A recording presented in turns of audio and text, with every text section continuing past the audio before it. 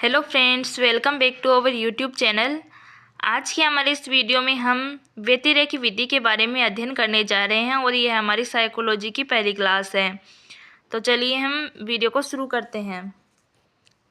व्यतिरेकी विधि। व्यतिरेकी विधि से तात्पर्य है गहराई से अवलोकन करना।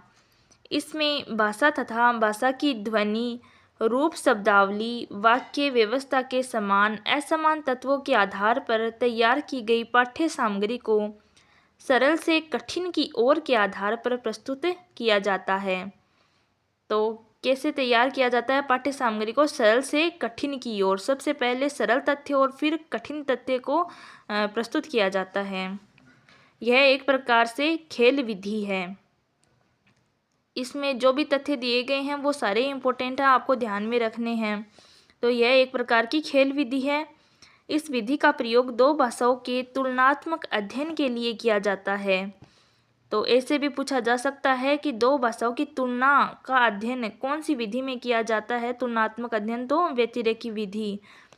यह विधि द्वितीय भाषा सीखने में उपयोगी है। द्वितीय भाषा जैसे कि आप हिंदी भाषा है, हिंदी से आप अंग्रेजी, मराठी, जो भी अन्य भाषाएं हैं उनको द्वितीय भाषा बोलते हैं। तो अन्य जो भाषाएं होती है वह सीखने में यह उपयोगी होती है।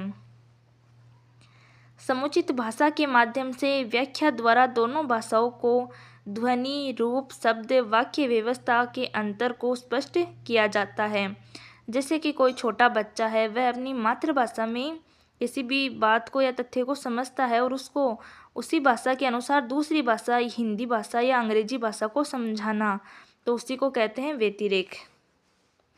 इसमें द्वितीय भाषा शिक्षण की सफलता इस बात पर निर्भर करती है कि मातृभाषा तथा द्वितीय भाषा का ऐसा वर्णनात्मक व्याकरण बनाना चाहिए जिसे दोनों भाषाओं के सही रूप को प्रकट कर सके।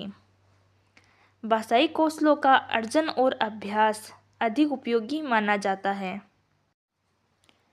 छात्र एक पद बोलता है तथा उसका विलोम पद बताता है।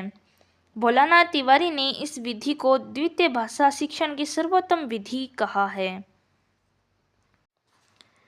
इस विधि के पहले नियमों और सिद्धांतों को प्रस्तुत किया जाता है, बाद में उदाहरण देकर नियमों की पुष्टि की जाती है।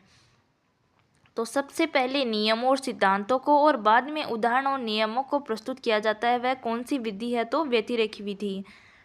इस विधि में शिक्षक द्वारा पढ़ाई जा रही कविता के भावों की तुलना उसी प्रकार की अन्य कविताओं से की जाती है। जैसे कि कोई शिक्षक है, वह वीर रसात्मक कोई कविता बच्चों को पढ़ा रहा है, तो उसी प्रकार की कोई अन्य कविता जैसे कि खूब लड़ी मर्दानी वह तो झांसी वाली रानी थी, तो बच्चों आपने पढ़ा होगा कि झांसी वाली रानी से संबंधित यह कविता। तो ऐसे ही पहले तुलना की जाती है किसी कविता के बारे में। इस विधि को निगमन विधि का रूप कहते हैं। इस विधि द्वारा शिक्षक कविता पढ़ाते समय उसके भाव और कला पक्ष दोनों के माध्यम से शिक्षण कार्य करता है। इस विधि में व्याकरण के नियमों को कंठस्थ करने की आवश्यकता नहीं रहती। अर्थात व्यतिरेकी विधि में रटने पर बल नहीं दिया जाता है। तो आज की हमारी क्लास आपको कैसे लगी कमेंट करके ज़रूर बताइएगा। और ग्रेड सेकंड और रीट वाले जो विद्यार्थी हैं उनके लिए यह क्लास बहुत ही ज़्यादा इम्पोर्टेंट होने वाली है। तो क्लास को लाइक और शेयर ज़रूर करिएगा। धन्यवाद।